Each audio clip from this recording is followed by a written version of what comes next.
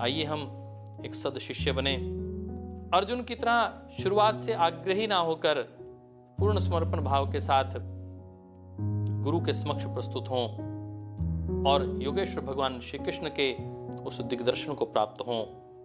भगवान श्री कृष्ण ने गीता के माध्यम से जो संदेश दिया अर्जुन के लिए, वो केवल मात्र अर्जुन और श्री कृष्ण का संवाद ही नहीं है, वो हमारी आत्मा के प्रश्न हैं और परमात्मा के परब्रह्म के उत्तर हैं। इस दृष्टिकोण से भी हम इसको समझ सकते हैं। और जिन जिन को गुरु की तलाश है वो अपनी यात्रा इस श्रीमद् भगवत गीता के माध्यम से आरंभ कर सकते हैं। आप अंतिम अध्याय की हम बात करते हैं, अर्जुन बहुत चिंता करता है, अवसाद से भरा रहता है और अंत में आकर जब उसके सारे शोक तनाव कष्ट मिट जाते हैं तो किस प्रकार मिटते हैं उसका एक श्लोक लेकर हम आगे बढ़ जाते हैं। और उसके समापन, इस एपिसोड के समापन में हम बात करेंगे कि अर्जुन आखिर प्राप्त किसे करता है।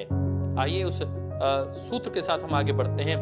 सर्वधर्मान परित्यज्य मामेकं शरणं व्रज अहं त्वा सर्व पापेभ्यो मोक्षयिष्यामि मा शुचः।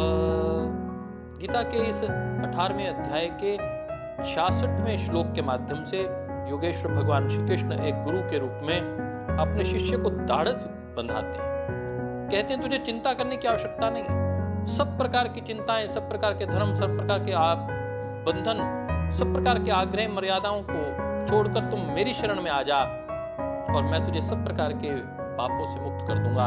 यह एक अग्नि स्वरूप गुरु ही कह सकता है, क्योंकि अग्नि के अंदर आया हुआ हर प्रकार का यदि सोना भी है तो वो भी कुंदन हो जाता है।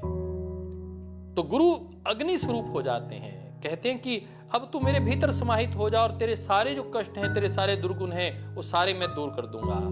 तो यह एक संकल्प गुरु का। और फिर उसके बाद शिष्य का संकल्प देखिए, शिष्य क्या कह रहा है कि मुक्त संगो अनहमवादी धृति उत्साह समन्वितः सिद्ध असिद्ध्यो निर्विकारः कर्ता सात्विक उच्यते।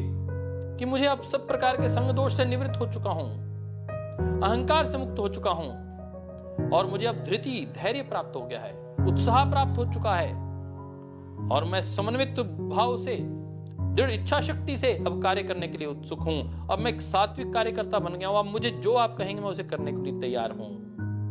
नष्टो मोहा समृद्धिर्लब्धा त्वत्प्रसादान् मयाच्युता स्थितो अस्मि गतसन्देहा करिष्यै वचनं तव करिष्यै वचनं तव।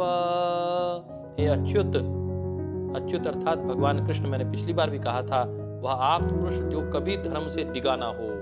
आपकी कृपा से मेरा सारा मोह नष्ट हो गया है और मैंने अपनी स्मृति को प्राप्त कर लिया है कि मुझे पता चल गया मैं शेर ही हूं, मैं गीदड़ नहीं हूं, मैं वीरों की संतान हूं। अब मैं संशय रहित होकर स्थित हो गया हूं। अब आप जो मुझे आज्ञा देंगे मैं उसका 100% पालन करूंगा।